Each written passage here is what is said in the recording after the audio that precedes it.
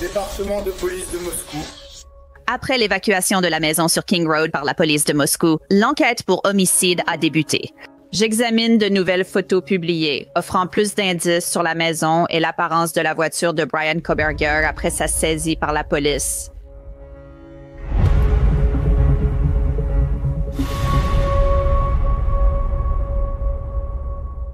Bienvenue sur Law and Crime, je suis Angelette Lévy. Plus de preuves sur les meurtres de l'Idaho sont publiées. Des photos montrent l'intérieur de la maison sur King Road, pendant que les enquêteurs examinaient chaque recoin pour trouver des indices sur les meurtres de Maddie Mogan, Kelly Gonsalves, Xana Carnotl et Ethan Chapin. Les 4 ont été poignardés à mort peu après 4 heures du matin, le 13 novembre 2022. Comme vous le savez, Brian Koberger, ancien doctorant en criminologie à l'Université de l'État de Washington, a été inculpé plus de 6 semaines plus tard pour les meurtres. Il purge désormais 4 peines à vie consécutive après avoir plaidé coupable. Le 13 novembre 2022, l'officier de police de Moscou, Mitch Nunes, a répondu à un appel au 1122 King Road, pensant trouver un étudiant universitaire inconscient. Oui, où est-elle?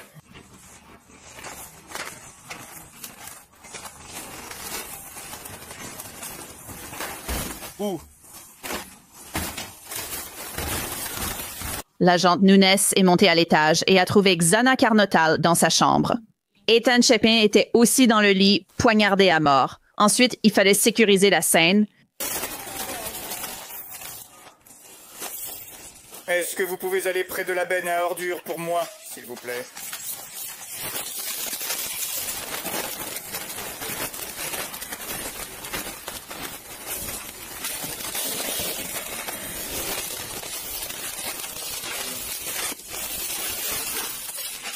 D'accord, on va dégager.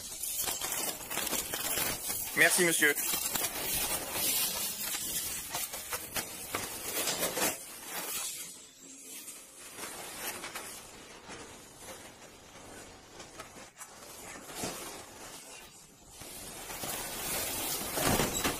Département de police.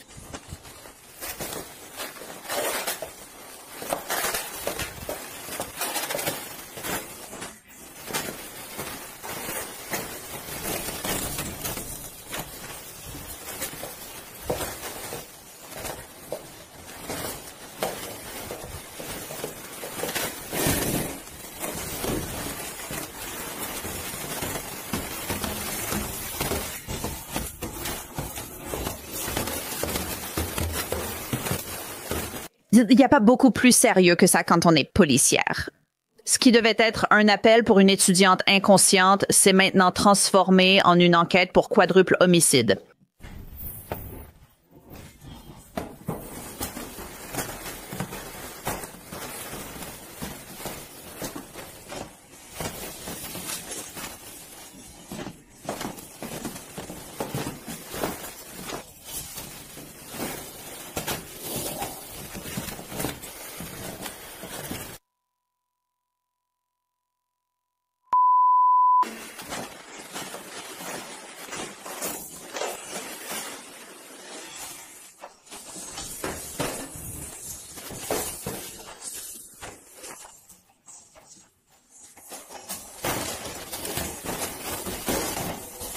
Voici l'entrée arrière. Je m'apprêtais à l'enlever.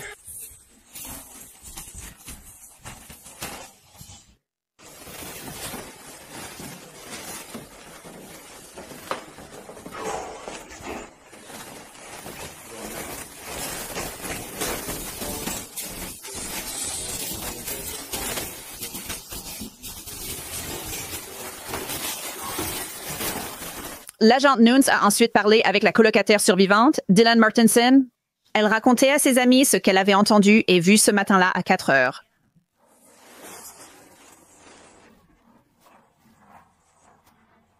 Kaylee est montée à l'étage et a crié en voyant quelqu'un dans la chambre trouvée en bas. Je l'appelais sans réponse. Mais j'ai vu le gars.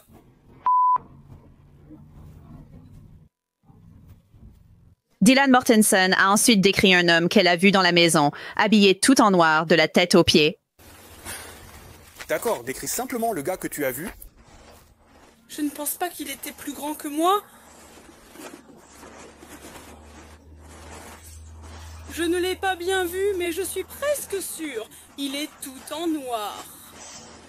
Et il avait ce masque qui couvrait juste son front et sa bouche, et il ne m'a rien dit, vraiment rien du tout. J'ai verrouillé la porte sans savoir quoi faire. Je pense qu'il est sorti par la porte coulissante de la cuisine donnant sur le jardin. Toutes ces informations sont très importantes car elles vont aider à la collecte des preuves et au traitement de la scène de crime.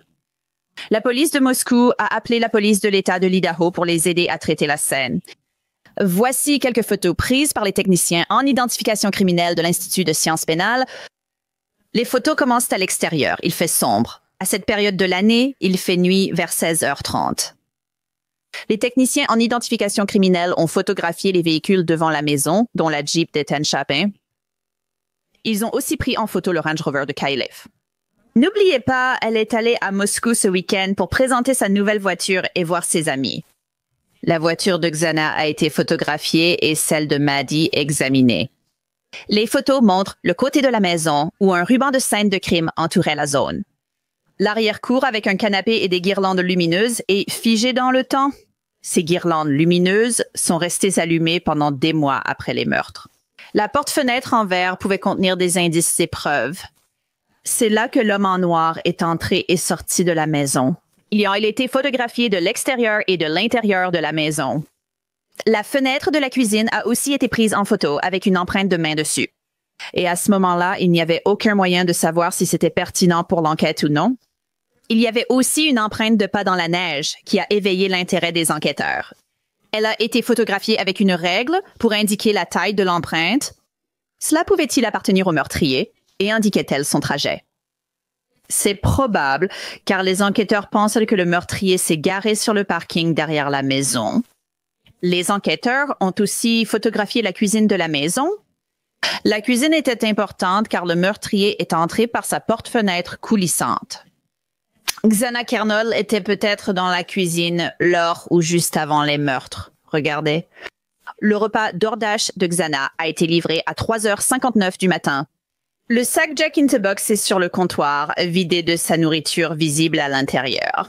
On sait donc que Xana en a mangé une partie. Le sac est clairement marqué avec son nom et ses frites du repas peuvent être vues sur le dessus du micro-ondes. Certaines sont encore dans la boîte. Cette prochaine partie est intéressante car elle pourrait expliquer la musique que Dylan a dit avoir entendue. Et pour être clair, ce n'est qu'une de mes réflexions et en quelque sorte ma théorie. Les techniciens de la police scientifique ont photographié l'enceinte Bluetooth posée sur un tabouret dans la cuisine. Nous savons que Xana était sur TikTok après 4 heures du matin. Donc, est-ce que le téléphone de Xana aurait pu être connecté à cette enceinte et diffuser une vidéo TikTok? Ou aurait-elle simplement pu écouter de la musique sur son téléphone en mangeant? Après avoir entendu du bruit et Murphy aboyer, elle s'est montée voir ce qui se passait. C'est bien ça? Dans le salon, la table de beer pong est visible avec le sac médical de l'agent Noon à côté. Il ne l'a finalement pas utilisé. Un plan rapproché de la table montre les gobelets de beer pong et un couteau posé à côté. C'est le couteau que Hunter Johnson a déclaré avoir pris ce matin-là pour se protéger après avoir trouvé Ethan et Xana morts. Voici un gros plan de ce couteau. D'autres photos montrent le salon sous un autre angle avec le canapé d'angle et la télévision dans la niche. Il y a aussi des photos du salon qui montrent la table de beer pong et le néon Good Vibes. Cela mène aux escaliers vers le 3e étage. La chambre de Dylan Mortensen est près de l'escalier, face à la cuisine. Cette photo montre les escaliers vers le 3e étage et la porte de la chambre de Maddie Mogan en haut à gauche. J'aimerais faire entrer Joe Jack seul. Il anime la chaîne YouTube True Crime avec Assange et est sergent retraité des affaires non résolues du New York Police Department. Alors Joe, merci d'être venu. J'aimerais d'abord avoir ton avis sur les images de la caméra corporelle et la réaction de la police. Nous avons ce jeune policier, Mitch Nunes, 22 ans, qui pense qu'il va intervenir pour une personne inconsciente. Et ce qu'il découvre est horrible? Oui, bien sûr. Je veux dire, nous savons qu'il n'y a pas beaucoup de violence à laquelle ces policiers sont confrontés au quotidien. Et là, on voit la brutalité à laquelle cet agent doit faire face à ce moment-là. C'est simplement l'une de ces situations où chaque service de police est différent. Vous savez, travailler à New York depuis 1992 et voir ce genre de choses tous les jours et faire ce travail, on finit par s'endurcir un peu. Oui, tout le monde se souvient de sa première fois, mais cet officier doit malheureusement aller sur une scène de quadruple homicide. Donc c'est difficile à gérer. Et on peut l'entendre dans sa voix et dans certaines de ses actions. Qu'est-ce qui, dans ses actions, vous marque particulièrement? Eh bien, je regarde cela et je vois plusieurs problèmes de formation qui doivent être abordés. Et ce n'est pas seulement pour cet incident. Oui, je sais qu'il est facile de juger après coup, mais en 2025, nous devrions savoir gérer une scène de crime. Peu m'importe si cela arrive une fois en 20 ans ou tous les jours dans votre ville. Certaines actions sont nécessaires, notamment sécuriser immédiatement la scène. Mais quand vous êtes confronté à une situation où cet officier entre dans la maison, il trouve au moins un voire deux corps. On ne peut pas vraiment dire parce que c'est masqué. Il sort aussitôt chercher le ruban jaune, ce qui, je comprends, peut être une première réaction. Mais selon l'exception au 4e amendement, il existe l'exception d'urgence. Et vous devez fouiller toute la maison immédiatement pour savoir s'il y a d'autres victimes potentielles encore en vie qui ont besoin d'aide ou pour rechercher le suspect. On appelait ça l'éléphant dans le cendrier. On pouvait chercher tout ce qui tenait dedans. Donc, si vous cherchez une personne, vous pouvez regarder sous un lit, dans un placard, dans une grande malle, disons, peu importe où, parce que c'est ce que vous faites. Donc, cette maison aurait dû être fouillée immédiatement, non seulement pour les victimes potentielles, mais aussi pour la sécurité des agents. Une fois qu'ils sont dehors, on sait qu'ils disent aux enfants d'aller près de la benne à ordures et ils disent « personne ne peut partir ». Allez près de la benne à ordures. Ils restent près de la benne pendant qu'ils entourent la maison du ruban de scène de crime. Aurait-on dû faire plus, peut-être, pour séparer les enfants à ce moment-là? Ou que penses-tu qu'il aurait dû se passer? Il est un peu partagé entre les deux, non. Revenir à l'intérieur pour chercher d'autres victimes potentielles, mais il doit aussi se préoccuper de la contamination des témoignages lors des entretiens. En regardant cette vidéo, tu vois que c'est exactement ce qui s'est passé. Il lui dit de rester sur le côté, et quand il ressort, elle est là dehors en train de parler à tout le groupe d'enfants à nouveau, racontant à tout le monde ce qu'elle a vu, ceci et cela. Désormais, tout le monde retient la même histoire. C'est crucial, surtout avec quelqu'un dans la maison qui a appelé le 911. Personnellement, je l'aurais aidé tout de suite. Elle manquait de vêtements. Je l'aurais mise à l'arrière de la voiture, fermé la porte et dit « Tu vas bien, reste ici au chaud et en sécurité. Ne bouge pas, ne parle à personne. » Mais ce message n'a jamais semblé être transmis. Passons maintenant aux photos de la scène de crime. Vous savez, nous voyons les choses depuis la cuisine. Nous voyons les choses depuis l'intérieur de la maison. Voyez-vous quelque chose de remarquable sur les photos de la scène de crime dans la maison? Eh bien, je suppose, vous savez, bien sûr, les voitures. C'était la partie la plus importante. Et j'ai été assez clair à ce sujet dès le début. Je veux dire, ça m'était égal qui c'était à l'époque. J'avais dit que je m'en fichais même s'il portait une armure. Je veux dire, s'il est entré là-dedans et a attaqué violemment ces 4 personnes avec un couteau, il y a de fortes chances qu'il emporte quelque chose avec lui, non? Principe d'échange des cartes basses, théorie du transfert entre objets. L'un laisse, l'autre emporte. Et lorsqu'il s'agit d'une attaque au couteau en particulier, on trouverait beaucoup de sang sur le suspect lui-même aussi, que ce soit sur les pieds ou sur le sol. Mais la voiture de fuite, vous savez, aurait dû contenir des preuves également. Donc, quand vous regardez cette poussière blanche, cela pourrait être plusieurs choses. Ma première impression était que c'était peut-être de la mousse de lavage de voiture. Peut-être que quelqu'un essayait de la nettoyer. Après en avoir parlé, vous pouviez discuter. Cela pourrait être du luminol qui d'abord apparaît blanc, puis devient fluorescent bleu. Il cherchait sans doute à détecter du sang. Oui, et je suis contente que tu en parles. Le blanc, partout sur le tableau de bord, partout sur le volant, partout sur, tu sais, le clignotant, la petite barre près du levier de vitesse. Ils ont démonté cette voiture. Ils cherchaient à savoir s'il y avait de l'acide désoxyribonucléique ou des traces des victimes ici. Il a été déclaré plusieurs fois au tribunal, avant le procès, qu'il n'y avait rien. Donc, Brian Koberger, apparemment, vous savez, quand ils l'ont arrêté, il y avait un seau de produits nettoyant à côté de la voiture. C'est ce qu'ils ont dit au tribunal. Donc, il était en train de fouiller cette voiture. de façon approfondie. Et ils ont même dit que dans le vide-poche de la portière, il n'y avait rien du tout. C'était tellement propre. Donc, vous savez, je trouve ça assez intéressant que c'était peut-être un produit de nettoyage qu'il avait appliqué là et qu'il n'avait pas encore enlevé. Et c'est possible. Vous savez qu'est-ce que ça pourrait être? Eh bien, bien sûr, ça pourrait être plus propre, non? On n'en est pas sûr. Je pense que, vous savez, Lauren Floyd, si on lui posait cette question lors d'une conférence de presse ou autre, elle répondrait probablement exactement à ce qu'est cette substance blanche. Mais en sachant ce que nous savons maintenant et avec son passé et surtout avec ses petits essais sur les scènes de crime et tout ça, on pourrait penser que sa voiture était préparée pour un tel événement, qu'elle ait été recouverte de plastique, de Tyvek ou autre, aussi bien les sols, les planchers, le siège et tout le reste qui va avec. Vous savez, c'est pour ça que je ne pense pas qu'ils aient jamais retrouvé les vêtements qu'ils portaient. Et je pense que si jamais ils trouvent ça, le couteau et tout le reste, je pense qu'ils trouveront ce qui était emballé avec, qui se trouvait dans la voiture. Parce que je ne peux pas imaginer quelqu'un entrer là-dedans, attaquer brutalement 4 personnes et ne laisser aucune trace dans le véhicule dans lequel il se trouvait. Les photos à l'intérieur de la maison m'intéressent un peu, en particulier la cuisine, parce que c'était le point d'entrée. Donc, j'imagine que cela va être un point central pour les techniciens de la police scientifique parce qu'il y a la porte-fenêtre coulissante que l'on suppose que le tueur aurait touché pour entrer et sortir. Et puis, il y a le repas d'Ordache de Xana juste là. Et elle en a mangé au moins une partie parce qu'on peut voir à l'intérieur du sac et la nourriture n'y est plus. Les emballages sont juste là. Et puis, ces frites lui sont posés sur le micro-ondes. Donc, je pense que ces éléments sont assez essentiels pour l'enquête. Tu ne trouves pas? Bien sûr, je veux dire, on connaît l'heure de la livraison, non? Je suppose qu'avec l'application, ils peuvent déterminer exactement quand cette livraison a été faite et quand, tu sais, la transaction a été finalisée, pour ainsi dire.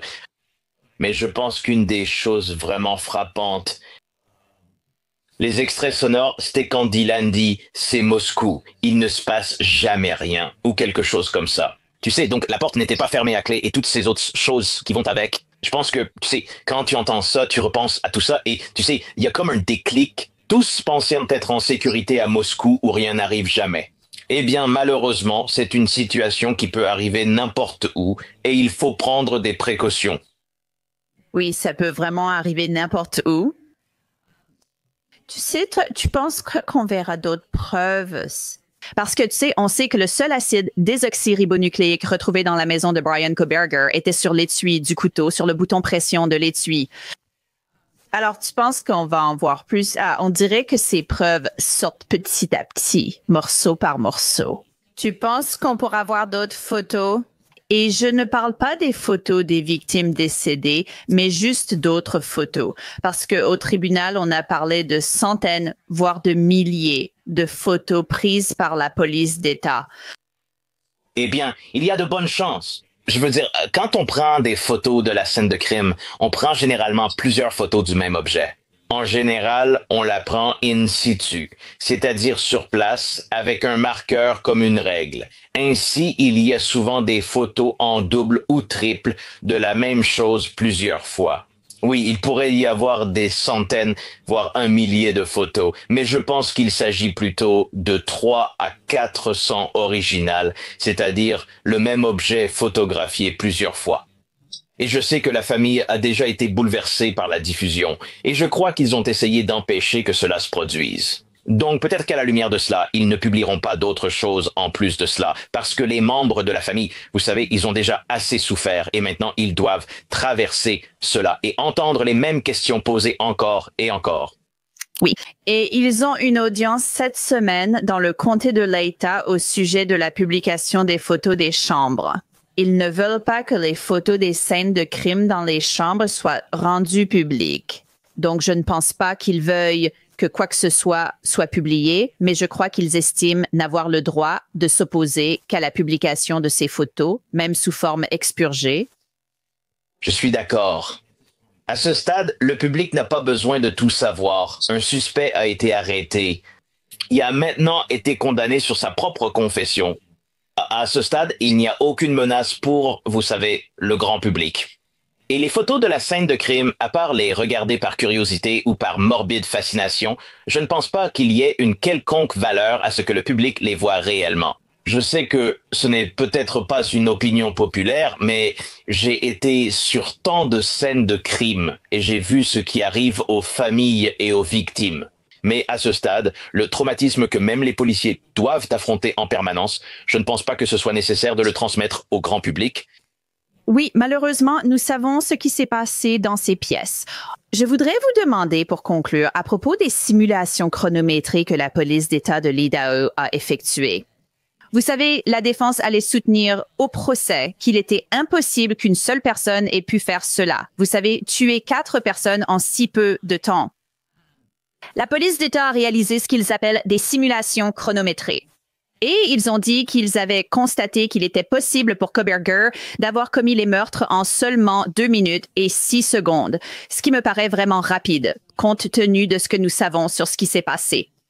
Et puis jusqu'à 3 minutes et 45 secondes lorsqu'ils ont suivi un parcours un peu plus long. Donc, compte tenu de ce que nous savons, Xana s'est battu pour sa vie et des choses comme ça. Nous savons qu'il est entré dans la maison un peu après 4h08 environ.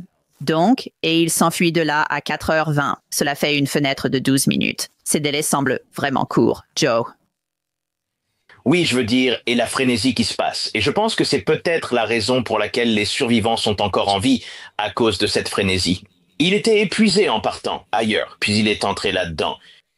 Honnêtement, j'irai probablement un peu plus loin que la barre des 3 minutes. Je veux dire, on sait qu'un des survivants a entendu quelqu'un dire « Tu sais, je suis là pour t'aider et non tout le reste qui se passe. » Donc ça, tu sais, tout ça prend du temps. Et le fait qu'il soit entré là-dedans, mais tu sais quoi? Ils dormaient. Ils n'étaient peut-être pas dans leur état normal à ce moment-là.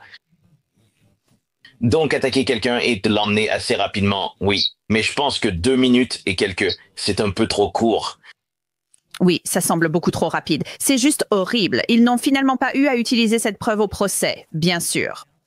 Jo Giacalone, merci beaucoup, animatrice de True Crime avec le sergent. Je vous remercie. Avec plaisir. C'est tout pour cet épisode de Crime Fix. Je suis Angelette Lévy. Merci de m'avoir suivi. À la prochaine fois ici.